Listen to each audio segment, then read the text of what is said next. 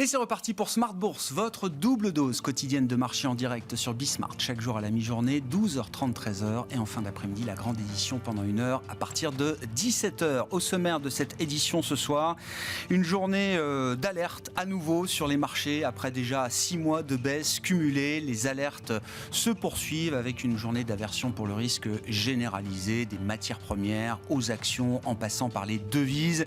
On voit effectivement une hémorragie qui ne s'arrête pas. On perd 2,5% sur les actions européennes en fin de séance. Vous aurez le détail dans un instant avec Alix Nguyen. Le pétrole est en train de reculer fortement de 4 à 5% actuellement. Et puis, les valeurs refuges sont recherchées. Les marchés obligataires, c'est une forme de nouveauté. Depuis quelques semaines, servent à nouveau de valeurs refuges. Les obligations souveraines, les obligations d'État, bien sûr, qui servent aujourd'hui de refuge pour les investisseurs. Et puis, sur la partie devise, le mouvement du dollar est encore impressionnant aujourd'hui. Rien ne peut détrôner le roi dollar à ce stade, le dollar qui progresse contre toute devise. Et sur la parité euro-dollar, ça se traduit par une baisse spectaculaire d'1,5% pour la parité euro-dollar sur la seule journée d'aujourd'hui, et un euro qui retombe au plus bas depuis 20 ans contre le dollar sous 1,03. On est en train de tester une zone autour de 1,0250 pour la parité euro-dollar. Voilà pour le paysage du jour sur les marchés. Nous en parlerons bien sûr avec nos invités dans un instant. Parmi les faits marquants de l'actualité à Paris, l'introduction en bourse de Deezer, alors qui se fait sans doute avec un timing un peu compliqué dans cette séance d'aversion au risque, un pricing peut-être un peu excessif, en tout cas jugé excessif par les investisseurs, puisque le titre Deezer connaît une mauvaise première journée en bourse, ne nous le cachons pas, avec une baisse de 25% et plus pour le titre. Là aussi, vous aurez le détail dans un instant avec Alix Nguyen. Et puis dans le dernier quart d'heure de Smart Bourse, le quart d'heure thématique, nous parlerons ce soir de l'enjeu de la transparence et du langage clair quand il s'agit de l'information d'entreprise. C'est la mission de la société Labrador qui milite pour le langage clair, pour rendre l'information d'entreprise accessible, précise, disponible, la plus claire possible. C'est un enjeu de confiance pour les entreprises vis-à-vis de leurs parties prenantes. La société Labrador qui organise depuis 12 ans maintenant les grands prix de la transparence. La dernière édition se tenait hier et le président de Labrador, Laurent Rouirès, sera avec nous en plateau à partir de 17h45 pour évoquer le sujet de la transparence et surtout le palmarès de ces 12e grands prix de la transparence.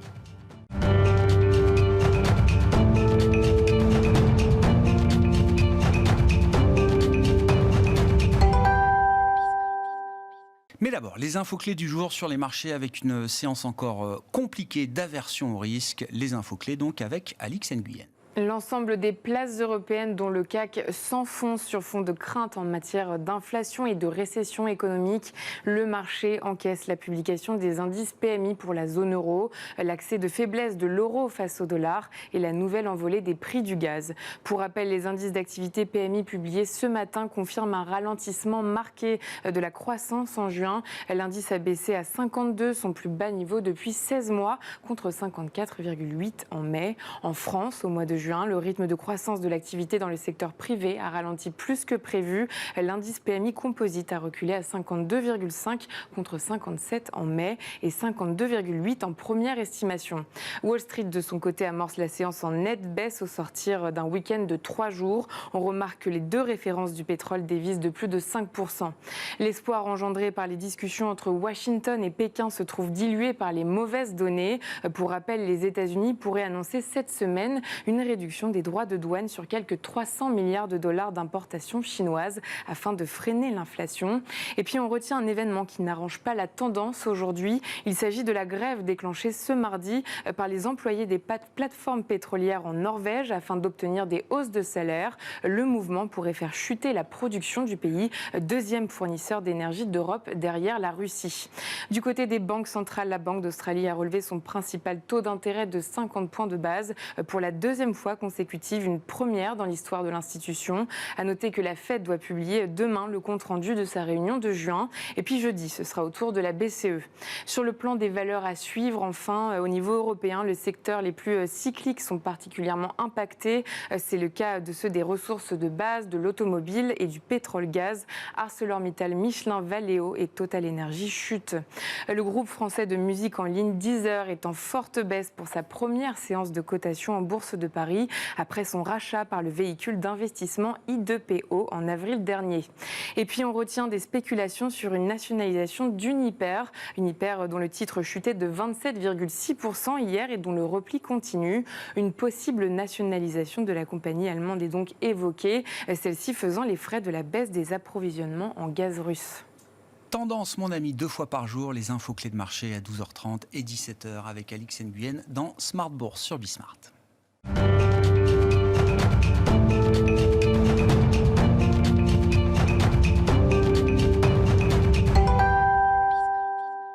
Trois invités avec nous chaque soir pour décrypter les mouvements de la planète marché. Léa Dunant-Châtelet est avec nous ce soir, directrice de l'investissement responsable chez DNCA. Bonsoir Léa. Bonsoir. Merci d'être là. Merci à Eric Venel de nous accompagner également. Bonsoir Eric, ravi de vous retrouver. Vous êtes directeur général et directeur de la gestion de Montbleu Finance et c'est ce qui fait le caractère spécial de cette émission ce soir, le retour de Christian Cambier. Bonsoir Christian.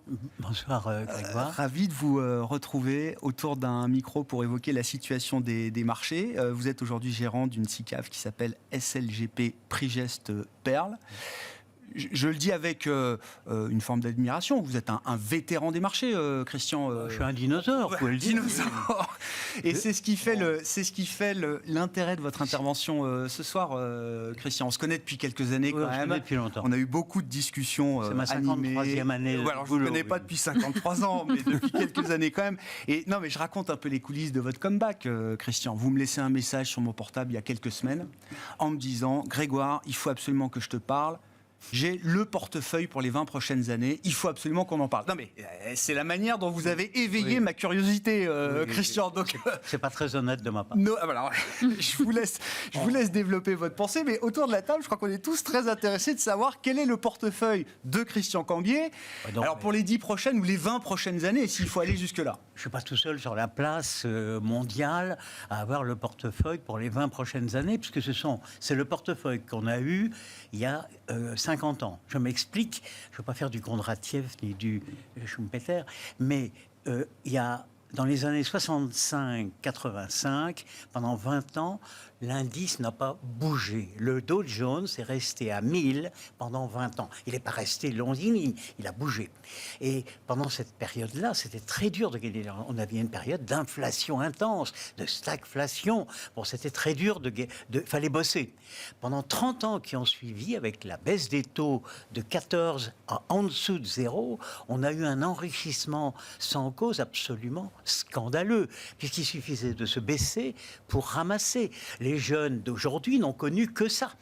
Or, nous avons changé de cycle. Ça y est, nous sommes repartis. Alors quand je dis 20 ans, j'en sais rien. D'abord, je ne serai pas là pour le voir. Oui, puis les 30 ans, ça a duré un peu plus que 30 ans aussi. Oui, ça va. Oui. C'est pas mathématique. C'est pas à l'année près. La preuve, c'est que la dernière fois que j'étais sur un plateau de télé, je suis venu avec une bouteille de ketchup et j'ai expliqué qu'à force d'arroser avec de la liquidité, un jour, quand ça sort, on en met plein sa cravate. Bon, donc, c'est exactement là où nous en sommes. On a arrosé les marchés de façon aberrante partout dans le monde depuis maintenant 10 ou 20 ans, depuis les différentes crises, celle de 2008 en particulier. Et là, c'est terminé. Donc, il va falloir bosser pour gagner de l'argent. Mais on gagnera de l'argent dans les marchés parce qu'il y a toujours quelque chose à faire. Mais vous dites, c'est pas juste une histoire de 2-3 ans difficile à passer. Ah non. Parce qu'une fois que l'inflation repart, que les taux vont monter, accessoirement, les taux n'ont pas encore monté par rapport à l'inflation. On peut quand même pas avoir des taux à 1,5 ou 2 quand l'inflation va être à 7, 8 et au train où ça va avec toutes les grèves, les revendications salariales, il va falloir lâcher. Donc on est parti pour une période extrêmement difficile. On a une conjonction horrible, franchement, entre la pandémie qui a quand même amorcé un peu la pompe, la transition énergétique et climatique, tout ce foutoir écologique qui est en cours. Vous avez une gérante ISR à côté de vous, Christian, on va en parler. Non, mais c'est un truc invraisemblable.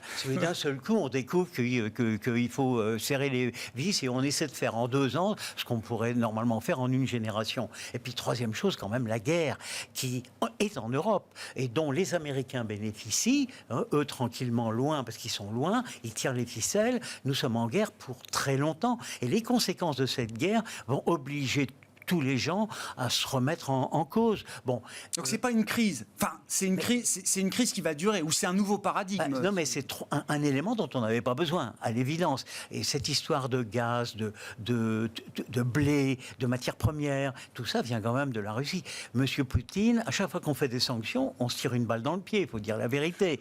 Oui. Bon, c'est une interprétation, mais c'est un fait qu'à chaque fois que nous, on met des sanctions, c'est nous qui sommes les sanctionnés les plus... Il y a un rationnel politique et géopolitique Non, qui mais prime aujourd'hui alors, on est sur une d'accord. rationalité Il paraît économique. que- On peut l'accepter aussi. C'est pas grave. Il paraît que... Et alors, c'est pour ça que quand on me parle de récession en ce moment, je dis qu'il n'y aura pas de récession parce qu'il n'y a jamais eu de récession en période de guerre. Nous sommes en guerre, en économie de guerre. Et le quoi qu'il en coûte, bien célèbre ici en France, va continuer parce que quand on est en guerre, on ne compte pas. On ne compte pas l'inflation, on ne compte pas les agrégats, les déficits, les machins, et on va produire et continuer à envoyer des armes, des machins partout. Bon, donc je ne pense pas qu'on ait une récession. Bon, non, en guerre, il n'y en a jamais eu. Bon, voilà. Alors après, si vous me demandez... Moi, ce que je veux, c'est le portefeuille.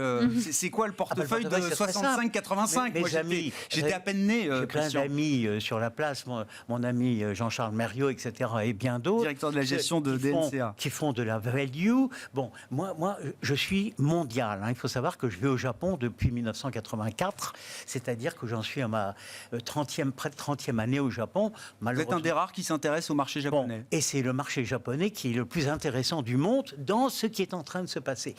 Comment je ne perds que 2% ou 3% depuis le début d'année? Parce que le Japon m'a sauvé.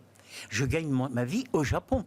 Bon, et accessoirement aussi en Chine. Qu'est-ce qui fait l'intérêt du Japon dans le contexte et l'environnement c'est très simple. vous décrivez? Il faut savoir que l'économie japonaise est la moins productive du monde. Si on met un indice 100 pour les États-Unis, la productivité au Japon est de 65. C'est catastrophique. Mais ils s'en moquent. Ils mettent des employés là où c'est pas nécessaire, mais il n'y a pas de chômage. Bon. Mais au Japon, vous avez des valeurs qui sont en dessous de la book value partout et qui donnent des coupons de 5 à 4 ou 5%. Donc, ces valeurs qui étaient au purgatoire, et j'en ai bavé, je vous le dis carrément, dans les périodes où Hermès valait 100 fois les bénéfices, j'en ai bavé parce que j'en avais pas. Bon, on rigolait, les mecs, il faut avoir du Hermès et du LVMH et du machin. J'en avais pas. Bon, par contre, maintenant, c'est mon tour. Il y a un proverbe chinois qui dit aujourd'hui c'est toi, demain c'est moi. Bon, et bien aujourd'hui c'est moi, parce que j'ai à nouveau les valeurs que j'avais. Mais je vais vous prendre un exemple. Ben oui, je veux des noms. J'ai Banmer de Monaco. Je veux des noms. Mais non, mais c'est pas japonais, Banmer de Monaco. Mais c'est du réel, c'est du concret. Quand j'ai Shangri-La, les hôtels Shangri-La, toujours concret. Vous êtes toujours connu avec du Shangri-La. Bon, c'est pas gagnant pour l'instant, mais c'est normal. Les hôtels sont tous fermés. Alors c'est pas génial. Oui, mais les actifs sont là. Est-ce que vous connaissez la valeur d'actifs de Shangri-La en valeur de remplacement? C'est 30 $ Hong Kong et ça vaut 6 $ Hong Kong. Donc entre 6 et 30, j'ai le temps. Je ne suis pas pressé. Si j'achetais le Ritz, il n'est pas à vendre, mais si j'achetais le Ritz, dans 20 ans, dans 30 ans, je le retrouverai. Bon, j'ai toujours dit qu'il valait mieux avoir des valeurs avec en dessous de la book value, le plus possible. Quand j'ai Hong Kong Land, qui est au quart de la book value, quand j'ai Inpex, qui était à la moitié, et qui vient de doubler, c'est le pétrole japonais, et qui a rapporté 5%, j'ai doublé en quelques mois. Bon, et ainsi de suite. Banmer de Monaco, c'est plus 30% cette année. Pourquoi? Parce qu'il y a 38 000 bouteilles de vin dans les caves de l'hôtel de Paris.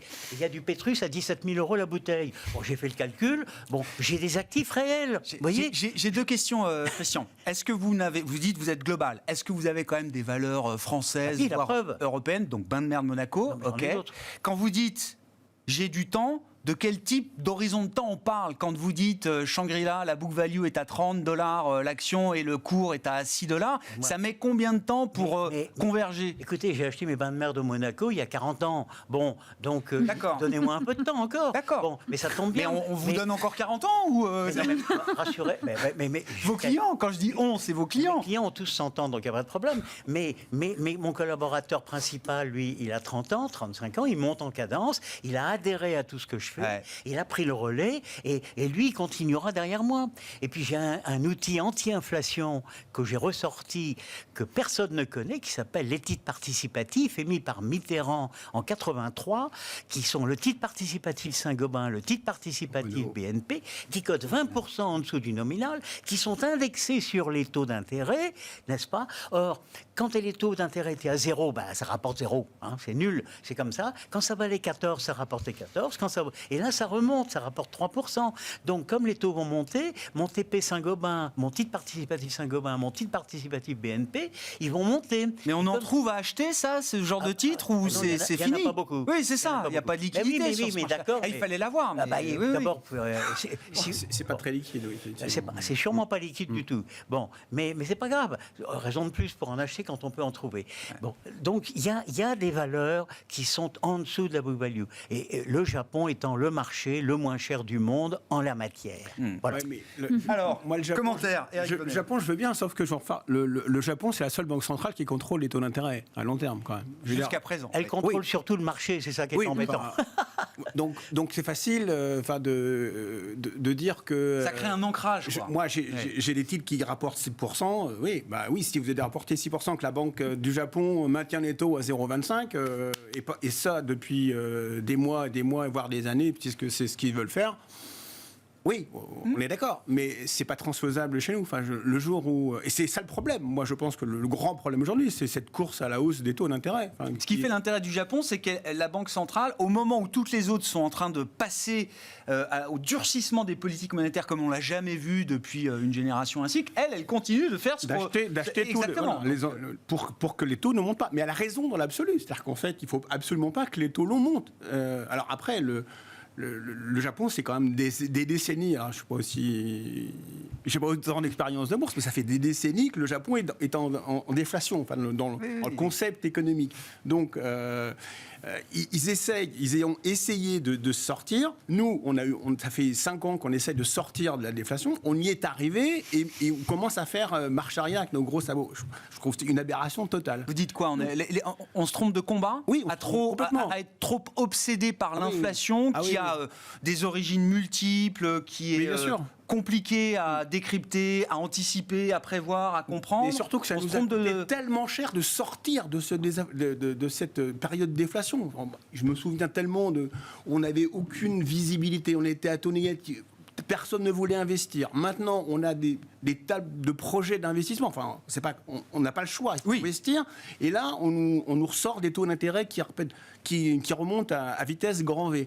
Alors si on n'avait pas dépensé d'argent, mais on a tellement mis sur la table pour après faire marche arrière en 6 mois. Que je trouve, on va cumuler tous les déficits. On va payer la note et on sera incapable de rembourser. Donc, le marché est en train d'envoyer, quand je dis le marché obligataire. Oui. Depuis la dernière réunion de la Fed, donc mi-juin, on avait atteint quasi 3,50 sur le 10 ans américain. Depuis, c'est une baisse continue des rendements obligataires jusqu'à 2,80, 2,90 sur le 10 ans américain. On reste bien sûr. Je pense qu'on a atteint le point d'équilibre. Mais d'accord, donc c'est ça. Le marché obligataire est en train d'envoyer le signal. Qu'on a atteint le point d'équilibre. Il ne faut pas aller au-delà. Vous parliez tout à l'heure de certaines équipes de gestion qui avaient acheté des emprunts d'État américains à 3,20. Ouais. C'est un signe. Enfin, Greg Marr, ça fait longtemps. Je dis, j'achèterai les obligations quand je verrai des gens des investisseurs finaux qui se positionneront sur les obligataires. C'est une bonne nouvelle. Ça veut dire que le taux d'équilibre, c'est entre 3 et 3,50. Et ça sert à rien d'aller dire que c'est la fin du monde, qu'on va remonter les taux à pas d'heure.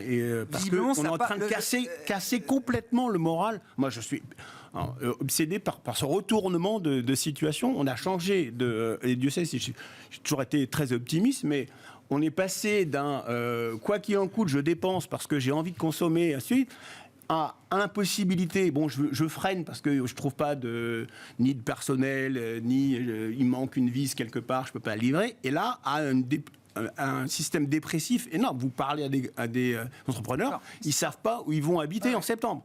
Donc du point de vue des marchés, c'est la séance du jour. Bon, on en a connu d'autres. Depuis 6 mois, c'est on n'est jamais on a des séances il y a comme ça. quelques mois. Ce que je veux dire, c'est que c'est emblématique des inquiétudes. Oui, je pense qu'on a changé complètement et ça. Et donc ça veut dire quoi? Ça veut dire que même après 6 mois de baisse, 20% de baisse pour les grands indices sur les marchés actions, on n'est peut-être pas encore sorti totalement de Sauf s'il y a une prise de conscience des banques centrales. Des banques centrales. Ou Qui n'ont des opérateurs. Qui n'ont pas changé de discours pour l'instant. Le marché obligataire lui a changé de dynamique, mais le discours des banques centrales n'a pas changé. Je lance pas la pierre aux banquiers centraux, parce que on était bien contents de les avoir. On s'est tous satisfaits de la stagnation circulaire. J'ai entendu personne de dire non, c'est un scandale. Même si on pouvait le penser théoriquement que c'était un peu compliqué à justifier. Ni dans leur timing, je dis simplement, parce que les opérateurs, c'est souvent une course, les opérateurs qui poussent aussi les banquiers centraux. Il y a un jeu, il y a un jeu, et donc je pense que le marché devrait arrêter de penser que il faut en remettre une couche à chaque fois, parce que le réveil risque d'être douloureux. Non mais le marché, ça y est, il commence à pricer les baisses de taux pour 2023. Oui, c'est la bonne nouvelle. Voilà. S'il y en a une. Ouais. Mais je pense allez, c'est la bonne nouvelle.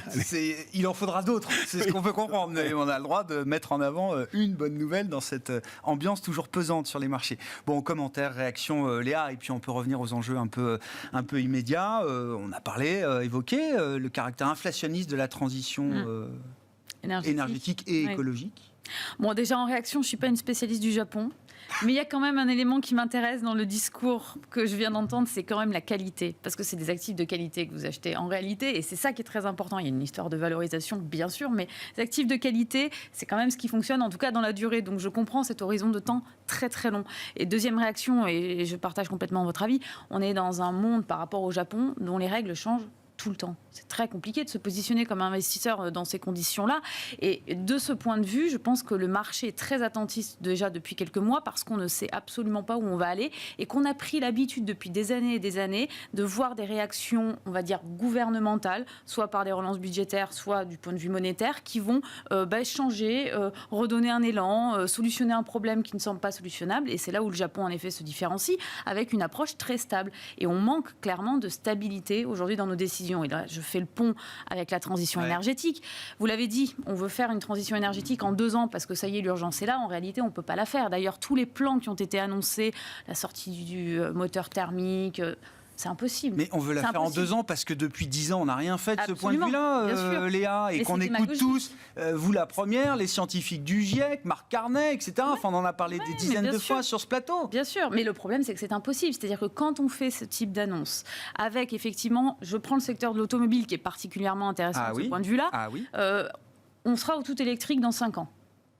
Il suffit de regarder la chaîne de valeur du tout électrique pour savoir que c'est impossible, que ce ne sont que des effets d'annonce. C'est-à-dire que, ne serait-ce que par les capacités de production, mais si on la remonte, cette chaîne de valeur, et qu'on arrive à la batterie, et ce qu'il y a avant la batterie, c'est-à-dire les métaux, on n'y arrivera pas. Là, les décisions qu'on prend au niveau européen, fin de la vente des moteurs thermiques, 2035, etc., vous dites là, ça ne va faire qu'aggraver finalement le problème. Absolument. Et c'est contre-productif. C'est contre-productif parce qu'on a oublié... C'est pas une contrainte qui peut générer justement de bousculer un peu plus les choses Non, parce qu'on a oublié un des thèmes principaux qui était la sobriété. C'est-à-dire qu'il y a un moment, il faut quand même passer par l'efficience avant même de commencer à prendre des technologies comme des solutions miracles.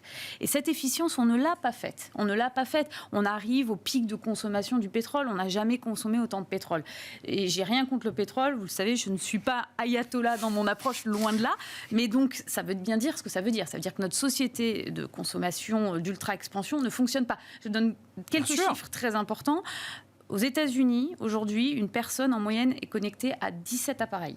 En France, on est autour de 7. Les prévisions sont très claires. Si tous les peuples du monde arrivent au niveau ne serait-ce qu'européen, et je ne parle même pas des États-Unis dans les 20 prochaines années, ce qui est l'ambition de tous ces pays émergents, c'est impossible. Nous n'avons pas les ressources. D'où cette fameuse approche par les ressources naturelles qui consiste à dire de toute façon le mur, il viendra de lui-même parce qu'on ne pourra pas faire ce qu'on pense tous réalisable en claquant des doigts.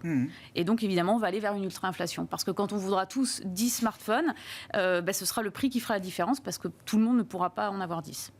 Bon. C'est quoi une sobriété efficace? Enfin, je réentendais les slogans des années 70, 80. On n'a pas de pétrole, mais on a des idées. C'est ce qui va nous tomber dessus, là, Christian. Oui. Mais moi, ce qui m'amuse, c'est que j'avais du charbon dans mon portefeuille. Et malheureusement, le politiquement correct, les autorités tout en haut m'ont dit « Vous ne gardez pas de charbon ». Donc j'ai vendu mon charbon. Ouais. Et pourtant, j'avais du charbon mongol. Incroyable. Mongolo mining, si je me souviens bien. Ça s'appelle South Gobi. J'avais du South Gobi et j'ai fini de les vendre parce qu'on m'a dit là-haut, tu n'as pas le droit d'avoir du charbon dans ton portefeuille. J'avais du Mitsui. Aujourd'hui, on relance des centrales à charbon. Hein. Et puis voilà, par contre, faites ce que je dis, mais pas ce que je fais, n'est-ce pas, comme d'habitude. Et j'avais du Mitsui au Japon, qui est une boîte de commerce fabuleuse, qui a fait un parcours incroyable, mais qui a 19% impliqué dans le charbon. Eh bien, mes autorités m'ont dit, attention, il y a 19% dans le charbon, vous vendez Mitsui. Donc j'ai vendu Mitsui. Ceci pour dire que la gestion... j'ai eu l'habitude pendant 32 ans, quand je gérais Val France tout seul, où j'ai quand même fait 16 fois la mise en 30 ans, n'est-ce pas, j'ai quand même quelques heures de vol, eh bien, je faisais ce que je voulais. Je n'avais pas vous parlez de réglementation qui bouge, qui change des machins, qui viennent de tous les côtés. J'ai aujourd'hui une vingtaine de contrôleurs qui sont sur mon dos. On doit avoir un commercial et 20 contrôleurs. Bon, donc si vous voulez, oui, on a... Les métiers évoluent. Hein, non, mais attendez, d'accord. Je raisonne comme un dinosaure. Je raisonne comme monsieur Berkshire Warren Buffett. Mais je préfère être Warren Buffett que Cathy Wood, vous comprenez? Parce que Cathy Wood, tous les clients de Cathy Wood, ils perdent 70% cette année. Oui, mais enfin... Il y a eu une phase exponentielle aussi. Il y en a qui ont gagné beaucoup d'argent avec Cathy Wood, quand même. Mes clients, ils ne veulent pas faire plus 40 et moins 40. Ça, oui. Ils ne supportent pas. Ça dépend des clients qu'on a, peut-être. Non, ils ont 100 ans, ils ont leur cœur qui est faible, et ils veulent surtout la stabilité. Question technique sur le Japon, puisque vous nous parlez de beaucoup de valeurs japonaises. Toujours couvert du change quand on investit au Japon? Jamais. Je ne couvre jamais le change. Mais le yen s'effondre. Le yen s'effondre. Mais écoutez, j'ai travaillé chez Edmond Rothschild quand j'ai commencé, et je me souviens toujours, il y a donc, à l'époque, c'était il y a plus de 40 ans, et il y avait un gars qui gérait le Japon, je ne donnerai pas son nom, il gérait une SICAV qui s'appelait Saint-Honoré Pacifique. Et un jour, il a voulu être plus malin que le malin, il a dit, je vais acheter des exportatrices, je vais shorter la devise, comme ça je gagnerai 2 fois. Pas de peau, ça s'est passé à l'envers, mais il a perdu son job. Parce que personne, je n'ai jamais rencontré une personne qui est capable de prédire les devises plus d'une fois. Il a raison. Une fois. Il y a eu Roubini qui a gagné une fois. Depuis, il est passé à l'enfer. Parce que personne... Déjà, c'est dur de gérer des valeurs. Si en plus, il faut intégrer l'histoire des monnaies. Mais moi, quand je gagne au Japon, j'intègre la perte que j'ai sur la devise. Ça ne me dérange pas. Mais attention, on parle de la baisse du yen contre dollar, mais contre euro... Elle est moins significative. Évidemment, beaucoup moins significative. Elle est marginale. À propos de devise, quand même, c'est pour moi le fait marquant du jour, hein, l'accélération à la baisse de l'euro encore sur une séance là. Alors le dollar est très fort, évidemment, le dollar roi, indétrônable jusqu'à présent. Quand même, à 1,0250, ça commence à être embêtant, très embêtant. Qu'est-ce que ça reflète d'ailleurs comme situation?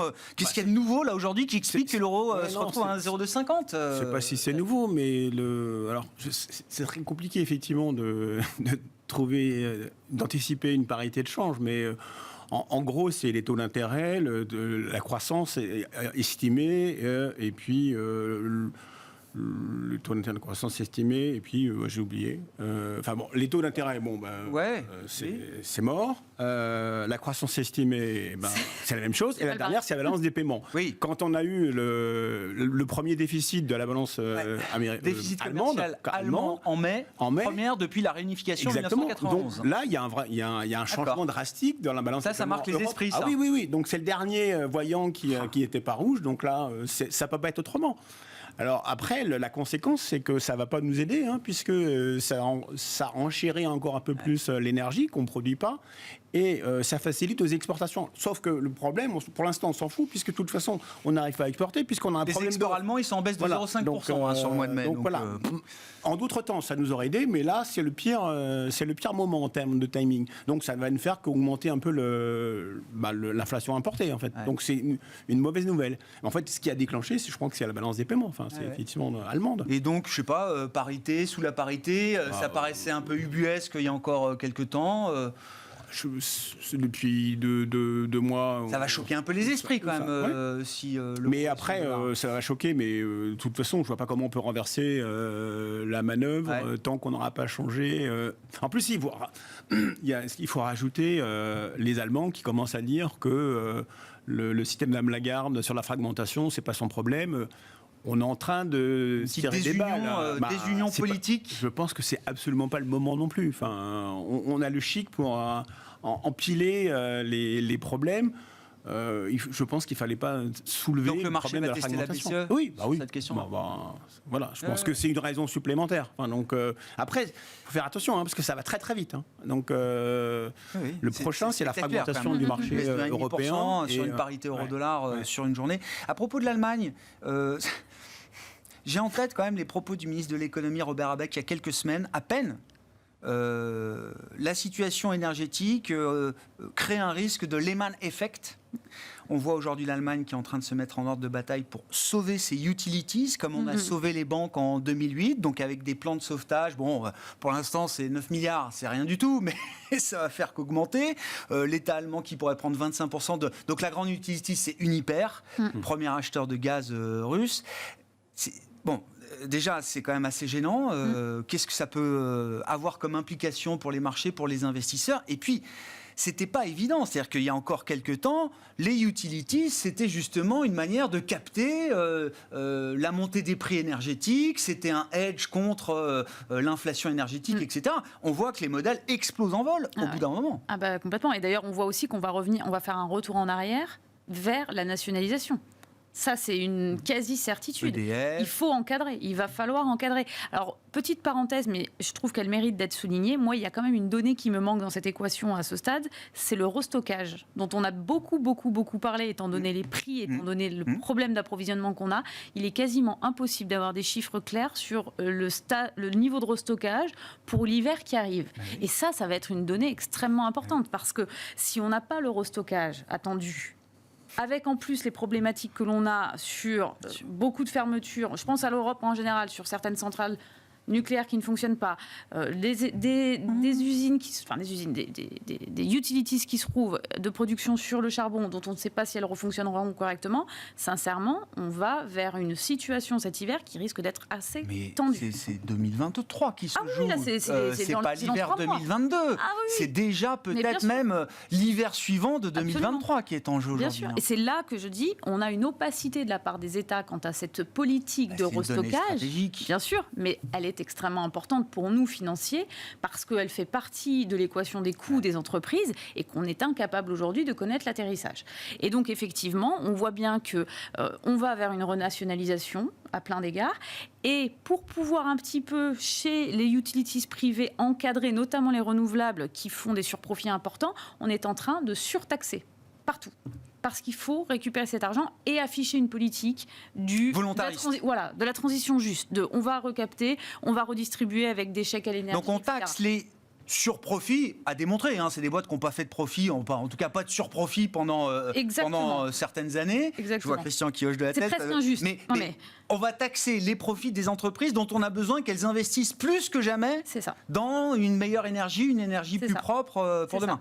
C'est ça. Et là aussi, il est très intéressant de regarder la chaîne de valeur. Regardez la chaîne de valeur de tous les équipements en amont justement de ces utilities qui font la production. En amont, vous avez des producteurs de panneaux solaires dont on n'a plus la main du tout, ils sont tous en Asie. Des producteurs d'éoliennes qui sont quasi en faillite parce qu'en réalité, c'est devenu une commodité. Et qui s'aperçoivent que lorsqu'on met des éoliennes en mer, en fait, c'est pas au bout de 20 ans qu'il faut faire de la maintenance, c'est au bout de 5. Donc là, l'amont est très compliqué. Et l'aval, qui est le réseau, est en déperdition. C'est pas un très beau tableau que je suis en train de dépeindre, mais on le voit, la situation énergétique est complexe. Christian Uniper, là, 9 milliards, mais Lufthansa, on avait mis 9 milliards. Oui, bien sûr. Et Air France, sauf erreur, on a mis 17 milliards. Bon, donc, vous voyez, l'herbe est plus verte sûrement à côté, quoi. Vous pensez... Ah oui, Non, mais ce que je veux dire, Ça veut dire quoi, l'herbe est plus on a verte dépensé tellement d'argent. Ah oui, non, mais je suis pour d'accord. toutes sortes de raisons. Oui, oui. Depuis maintenant 2 ans, c'était le truc, le virus. Puis après, c'est la guerre. Et puis, etc. On est dans un système épouvantable qui va... Je suis d'accord. c'est le Mais on point. ne peut pas dire qu'il ne fallait pas le faire. Enfin, il y avait quand même... Il fallait Mais quand non, même... mais il fallait tout faire, sûrement. Oui. Quoi qu'il en coûte, on est tous d'accord. Bon, qu'il C'est fallait le difficile faire. d'en sortir. Bon, mais maintenant, il faut arrêter ça. Et donc, on ne peut arrêter que par une pénitence complète sur les taux. Les taux vont monter, j'en suis convaincu. L'inflation, vous n'allez pas l'arrêter, parce que tout le monde va vouloir la feuille de paye. Hein, et c'est pas la méthode qui est utilisée contre l'inflation. Moi, j'ai vécu la période d'inflation. Mais je sais bien. Eh ben, vous n'avez pas connu la cerisette, ça vous dit rien? Non. La cerisette, c'était monsieur Jean Cerizet, qui était le directeur de cabinet du Trésor de monsieur Valéry Giscard d'Estaing, qui était un grand monsieur, énarque, machin, tout ça. Bon, et inspecteur des finances. Et ils ont inventé une taxe pour arrêter l'inflation. Ça s'appelait la cerisette, ça n'a pas marché. Et c'est pas en distribuant des chèques essence, des chèques alimentaires que vous allez arrêter l'inflation. Ce sont des patchs, ça marche pas, ça ne marchera pas. Bon, là, on fait plaisir à beaucoup de monde, puis on essaie d'arrêter. Mais ça ne s'arrêtera pas. Il va falloir augmenter les salaires, il va falloir revoir les business un peu partout, et donc, on va vers une période un peu dure. Donc, il faudra clairement que tout le monde s'habitue à vivre un peu différemment. Sauf, votre théorie fonctionne, sauf si effectivement on arrête ces subventions et que dès lors la demande s'ajuste à son pouvoir d'achat. Et là, vous arrêtez effectivement l'inflation par une demande qui est en baisse, ce qui est la situation. Détruire la demande. Voilà, Oui, ce bien qui est sûr. la situation que les marchés sont en train d'anticiper actuellement. Et c'est le seul. Le pétrole autre chute de 7% là. Voilà. Aujourd'hui, D'ailleurs- le cuivre a déjà bien reculé à 8 000 $. Je suis d'accord que les matières premières vont rebaisser, ça c'est évident. Ça n'a pas de sens. Bon. Bon, sur le marché, ouais. Alors, Je suis pas sûr Eric. qu'on ait cette spirale inflationniste très très fort. Je pense qu'il y a eu une augmentation des salaires dans un premier tour. On sortait du Covid, il fallait absolument garder son savoir-faire, ses employés, et ainsi de suite. vu la pense que pénurie de septembre main-d'œuvre, et on vu la réfléchit à 2 voilà. fois avant de virer quelqu'un Voilà. aujourd'hui. Non, mais voilà. On ne sait pas si on le retrouvera demain. On le garde. Par contre, je suis pas sûr que septembre-octobre, il y aura des pressions salariales. Je suis pas sûr qu'on ait un deuxième tour. D'accord. Donc rattrapage one-off, oui. Je mais pense. la vraie spirale indexée permanente. Ouais, je pense parce que le climat Et donc qui va s'est payer, tellement alors détérioré. Et le donc, climat donc la demande. Eh ben, donc on eh va ben, détruire la demande. Non, non, Donc et ça c'est pour s'appelle ça. une récession.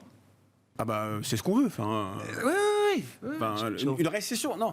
Oui, alors c'est une chute brutale des anticipations de croissance. Enfin, j'appelle ça chez le consommateur. Voilà. Donc là, on voulait tous. Maintenant, on est calmé. Là, on va se calmer parce que l'entreprise peut pas lâcher perdument comme ça. Donc c'est ça que je suis pas forcément d'accord avec vous. Je pense que le chèque était une bonne façon de temporiser, surtout d'accompagner les. Quel chèque? Lequel? Le chèque essence. Oui, j'ai touché, moi j'en ai reçu un. Vous avez le droit de le renvoyer, Christian, si vous estimez que. Bah oui, pas encaissé, mais c'est quand même curieux que j'ai reçu un chèque essence. Oui, mais ils en ont versé à tout le monde. Je parle des subventions ciblées. Enfin, je veux dire, alors je ne sais pas pourquoi Bon, vous elles êtes sont touché. Oui, non, mais les chèques, là, ça va être alimentaire. Parce qu'il faut absolument accompagner les ménages qui sont vraiment, effectivement, oui, il y a une urgence à sociale l'accord, de ce point de vue-là. On est d'accord, Oui, voilà. Et il ne faut pas arroser tout le monde. Il faut justement ceux qui effectivement, eux, ont un problème. Et si on les aide, à ce moment-là, on peut être beaucoup plus ferme sur cette relation inflation-salaire, voilà, parce que ceux qui en ont le plus besoin vont être aidés. Et donc, c'est pas un non-sens de dire, c'est pas de l'argent perdu de dire que quand l'État aide, on n'a que 5% d'inflation. Bon, on s'est payé chèrement. Non, parce que on n'a pas enclenché ce mécanisme-là. C'est ça, les années 70 que j'ai aussi vécu. C'est ça. Le chèque, ça évite la boucle prix-salaire. Exactement. Moi, c'est ce que je pense. Après, j'en sais pas plus que tout le monde. Hein. Il y a un autre acteur qu'on oublie dans cette équation-là, qui est l'État. C'est-à-dire que l'État n'a pas intérêt, effectivement, à ce qu'on soit dans cette poursuite des taux d'intérêt qui continuent de monter et d'une inflation galopante, parce que un point de taux en plus, c'est le budget de la défense en France qui s'évapore, ne serait-ce que par le coût de la dette. Donc il y a un moment aussi où l'État va recadrer tout ça, parce que sinon, ça va devenir extrêmement compliqué de rester à l'équilibre. Ça prend un peu de temps, quand même, que la hausse des taux se traduise dans la charge financière des intérêts. Si vous voulez trouver du personnel, il va falloir le payer dans la santé, dans la restauration. Il Non, mais ça, c'est plein autre de chose. métiers. Je- Oui, mais non, mais c'est des facteurs d'inflation. Vous ne pouvez Oui. pas continuer à payer dans la santé ce que les gens sont payés, Oui, dans la c'est ce restauration que j'appelle une remise. et c'est ce que l'hôtellerie j'appelle une restauration, remise à où niveau. on cherche 280 000 personnes. Et comme je suis un peu impliqué avec un hôtel et un restaurant, je ne trouve pas de personnel. Ils ne veulent pas venir travailler. Pourquoi? Parce qu'ils sont tous chômeurs à côté de père en fils et ils gagnent plus au chômage. non, mais Christian. J'en ai plein. Écoutez, Non, à- bon. Bref, c'est pas le à sujet. Fourmies dans le Nord, Oui, j'ai 30% de chômeurs. C'est Ah, le record de d'accord, France. d'accord. Je peux en parler. Oui, oui. C'est le record de France. C'est pas moi qui le dis. Bon, et ils ne veulent pas venir travailler parce que ils estiment qu'ils ont toutes sortes d'avantages et ils travaillent un petit peu au noir à droite et à gauche. Et ils sont très contents comme ça. Je n'arrive pas à trouver de personnel. Même en mettant le prix qu'il faut. Ah ben non, il faut que j'augmente les salaires. Eh ben On oui. est d'accord. Eh ben c'est ce que. Oui, mais ça c'est de l'inflation. Mais c'est peut-être faire comme. Mais c'est ce que c'est ce que je suis en train Oui, de faire. d'accord. C'est une remise à niveau. Il on est faut d'accord. augmenter les D'accord. salaires dans la restauration. Oui, Il est c'est inadmissible. pas une boucle, le salaire. Il est inadmissible que les gens que je paye gagnent 1000 balles net après et qu'ils viennent avec leur bagnole en voiture et avec le prix de l'essence qui augmente, il leur reste quelquefois 600 ou 700 euros pour vivre. Ça ne tient pas la route. Donc je les ai pris, je leur ai dit, on va augmenter vos salaires. Mais moi, il faut que je perde moins d'argent quand même. Hein. La revanche de l'économie réelle. Ça, vous me l'avez dit, c'était peut-être 2017-2018. Qu'est-ce que j'ai raconté? La revanche de l'économie réelle. Vous me disiez, vous allez voir, ça va être les prochaines années, ce sera Main Street versus Wall Street. Ah bah oui, ça. Ah bah oui, non mais vous l'avez dit, oui. je l'ai entendu dans votre bouche bien avant, Je savais pas que j'étais bien avant qu'on en parle je tous. ne savais pas que j'étais enregistré. Christian, derrière un micro, généralement, c'est un peu le principe. Léa, j'avais une petite question. Alors, on a parlé du durcissement peut-être de la réglementation européenne sur les sujets de transition énergétique et qui sont questionnables, hein, les décisions. On a parlé de l'automobile. Bon, il y a la taxe carbone aux frontières. J'ai vu l'extension aussi du système d'échange d'émissions, de permis d'émissions de gaz à effet de serre. Tout ça est passé au Parlement européen. Dans le même temps, la Cour suprême américaine, très active en ce moment, limite considérablement les pouvoirs de l'administration en charge de la protection de l'environnement aux États-Unis. C'est ça reste dans le domaine du symbole politique. C'est grave, c'est gênant. C'est un front qui se désunit entre les États-Unis et l'Europe sur la question de la lutte contre le dérèglement dire, comme à climatique. chaque fois, après chaque élection présidentielle, je vais dire à partir de Obama, on a eu exclusivement ce type de configuration, c'est-à-dire des annonces prises soit par le précédent, remises en question par le nouveau, soit des annonces prises dans le cadre des campagnes présidentielles qui finalement n'aboutissent à rien. Et on a deux moteurs énormes au niveau mondial que sont les États-Unis et la Chine qui, tant qu'on ne les mettra pas d'accord avec des standards européens ou des standards internationaux sur lesquels on pourrait tous se mettre d'accord, tout ce qu'on pourra faire ne servira à rien. Et en effet, ce qui se passe aux États-Unis, malheureusement, c'est dramatique. Je rappelle quand même ce que Joe Biden a raconté lorsqu'il est arrivé à la présidence. C'était le tout électrique, 30% je crois du parc électrique à 2030 ou 2040, plus de charbon, pareil, d'à peu près. Enfin, donc en fait, c'est un effet d'annonce, ni plus ni moins. Et oui, c'est problématique. Bon, mais c'est illusoire de mettre la Chine et les États-Unis d'accord sur un standard qui serait en plus un standard européen. Mais bien sûr. Ils savent même pas où est l'Europe. Donc, Et c'est là où on arrive à un stade où on se pose la question de la globalisation, parce que tout ça est une histoire de compétitivité. Les échanges de quotas CO2, les taxes à l'entrée sur le territoire sur le CO2, finalement, c'est juste parce qu'il y a des échanges. Quelque part, on en est là. Et je pense qu'aujourd'hui, on arrive à un stade où quand on est dans des échanges internationaux de cette ampleur-là, s'il n'y a pas d'équilibre et qu'il n'y a pas de règles à peu près communes, on ne peut pas y arriver. Bon, qu'est-ce qui peut nous rendre optimistes? Non, mais qu'est-ce qui vous donne envie d'investir? Bon, c'est votre métier, Christian l'a dit, c'est mon job. Moi, je dois être investi, j'investis. Bon, moi, Qu'est-ce j'ai quand même une approche qui est très proche de celle de Christian, c'est-à-dire que je ne bouge pas trop. C'est-à-dire que j'ai l'habitude de choisir des positions sur lesquelles il y a eu effectivement une analyse longue, et donc on va les conserver, donc on les Vous conserve. gardez une main forte sur Oui, des convictions. Oui, il y a quand même aussi des entreprises qui ont beaucoup souffert et qui sont des entreprises de qualité avec des fondamentaux solides, notamment dans la santé, par exemple, qui a été mise à mal et qui revient un tout petit peu. Je pense quand même aussi à tout ce qui est efficacité énergétique parce que le thème est là et il va rester présent. En revanche, ce qui est certain, c'est que là, il y a une attention très particulière sur les publications de résultats. Oui. C'est plus la marge, la question, c'est plus les coûts, c'est plus où est-ce qu'on va avoir une inflation trop forte dans les coûts, c'est clairement la demande. C'est ce qu'on appelle la top line, c'est le chiffre d'affaires. Est-ce que cette croissance du chiffre d'affaires va être maintenue? Moi, je n'y crois pas trop. D'accord. Donc je suis prudente. Nous sommes Christian ? quand même on est quand même en guerre, et dans une économie de guerre, il y a des gens qui profitent de la guerre. J'aime pas le terme profiter, mais qui sont dans le vent de la guerre. Il y a ceux qui en bâtissent et ceux qui en profitent. Vous savez bien qu'il y a des sociétés qui ont tiré leur épingle du jeu. Thales prend 40% depuis le début de l'année. Mais CMA, et Total et tout ça, tous ces gens-là en profitent, entre guillemets. Bon, donc il y a encore des possibilités d'investissement un peu partout dans le monde, heureusement. Et puis il y a des valeurs qui sont revenues au tapis, dont on rêvait, et c'est une opportunité fabuleuse de rentrer dedans. Pour les 20 prochaines années. Minimum, oui. Minimum. Qu'est-ce qui donne envie d'investir? Enfin, oui, Moi, alors déjà, vous disiez, bonne nouvelle, les taux baissent. Ça, c'est déjà une bonne nouvelle. Non, mais il faut faire attention à ce qu'on dit. Économie de guerre, on n'est pas en économie de guerre. C'est-à-dire que quand on n'a encore rien vu. C'est pas une économie de guerre. Il faut simplement, ce qui nous choque, c'est qu'on a une économie encore plus administrée. Voilà, c'est ça. Donc, on va passer de toute façon vers une économie administrée. Voilà. Mais on n'est pas en économie de guerre. Enfin, pour l'instant, on n'a rien vu. Non, mais le litre d'essence à 2,20 € ou 30 €, ça prouve bien c'est une conséquence de la guerre, quand même. On a eu les deux chocs. Oui, il y a un choc. Les deux chocs pétroliers, on n'a pas parlé d'économie de guerre. C'était la guerre du Kippour, enfin d'accord, mais c'était pas. C'était la guerre du Kippour à l'époque. Pas une économie de guerre. Une économie de guerre, c'est la rationalité. Vous rationnez tout. Oui, on rationne. Et le prix du blé qui a doublé, etc., c'est quand même bien à cause de la guerre.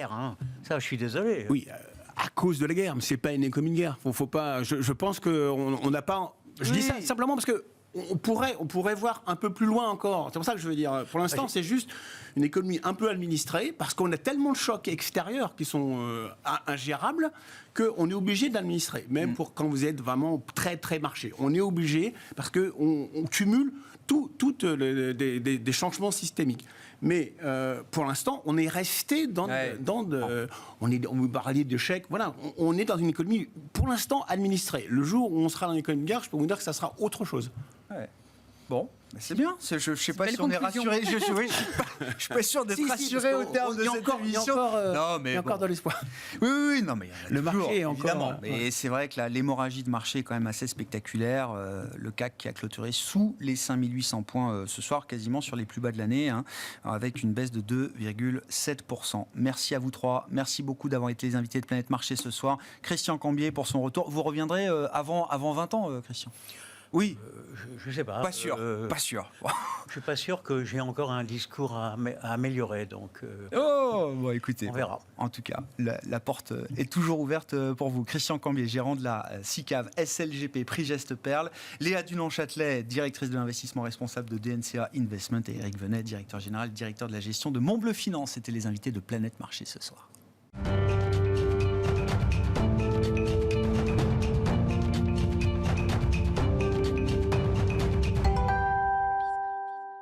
Le dernier quart d'heure de Smart Bourse, chaque soir c'est le quart d'heure thématique. Le thème ce soir c'est celui de la transparence et du langage clair appliqué à l'information d'entreprise. Ça c'est le combat de Labrador et c'est même plus précisément le combat d'une vie pour Laurent Rouirès, le président de Labrador. Bonsoir Laurent. Bonsoir. Je suis ravi de vous retrouver. Alors, 12e édition des Grands Prix de la Transparence. On 13e, a déjà 13e. Pourquoi j'ai eu 12 moi? Bon bref, j'ai un an de retard.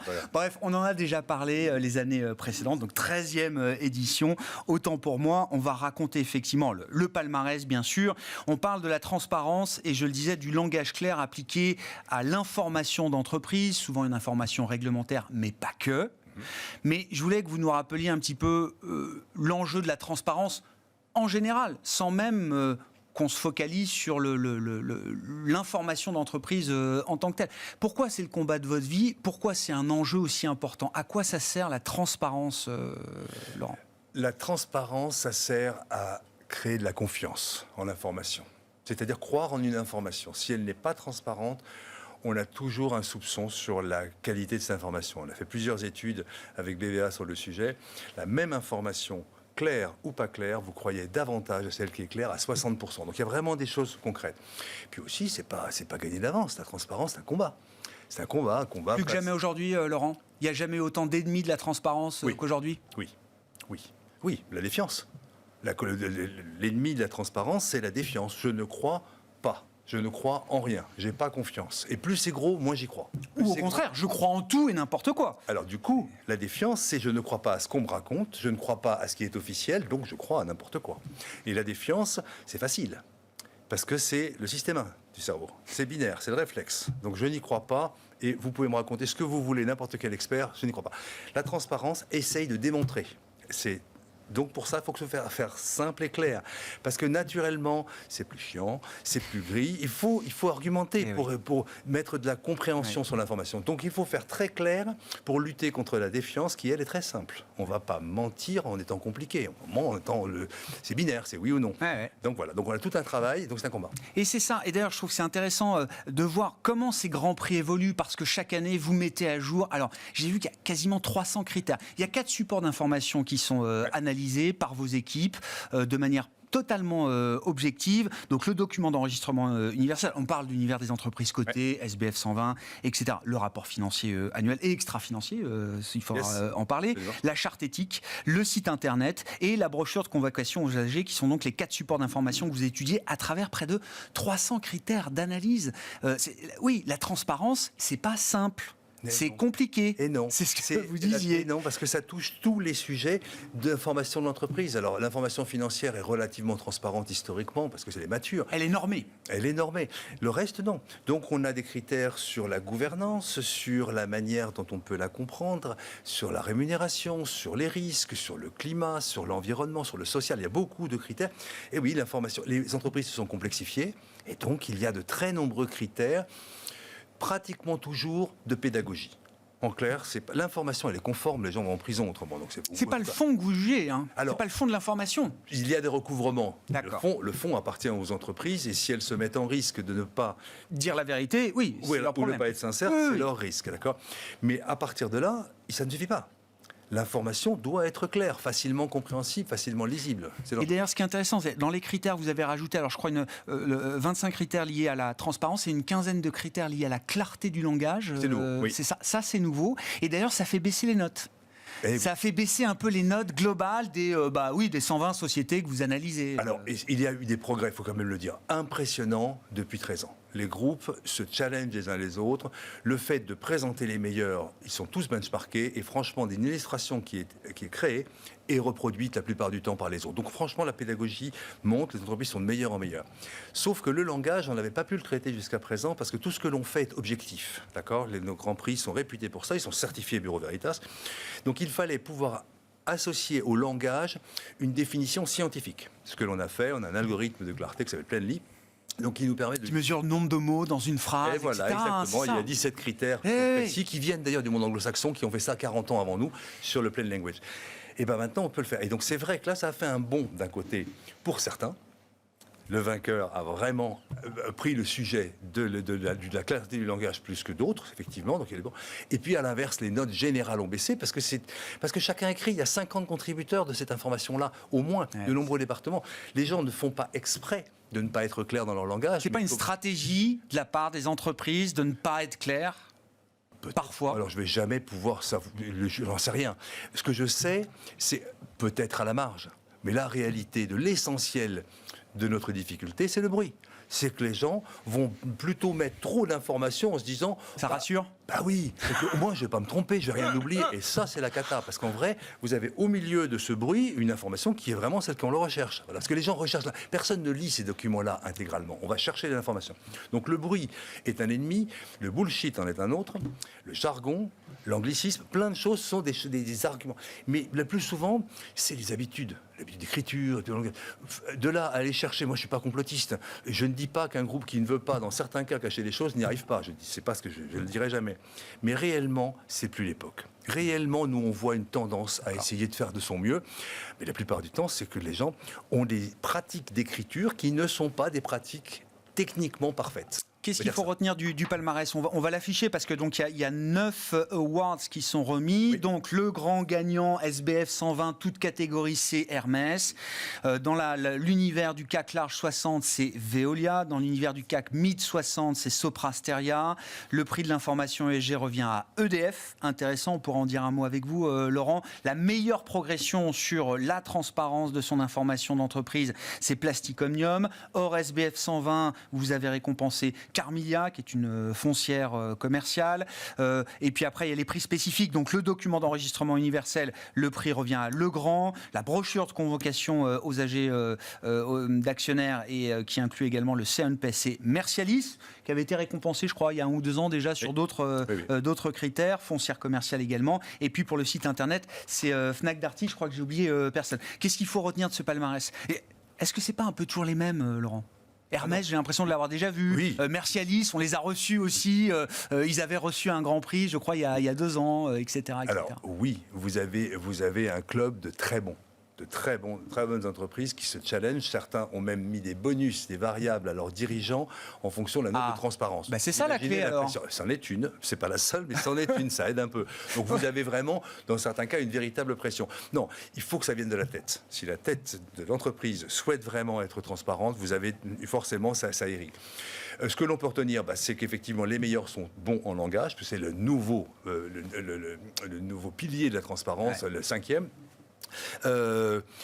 Que les meilleurs, Veolia, effectivement, a vraiment fait un effort. On a cité quelques exemples. Allez voir les documents des entreprises primées. Allez voir ça, parce que vous allez voir que l'on cite. Allez sur le site labradortransparency.com, vous verrez pourquoi les éléments marquants sur la gouvernance, sur les risques, par exemple pour Veolia, Sopra Steria, sont bons tout le temps, ce qu'on a dit hier.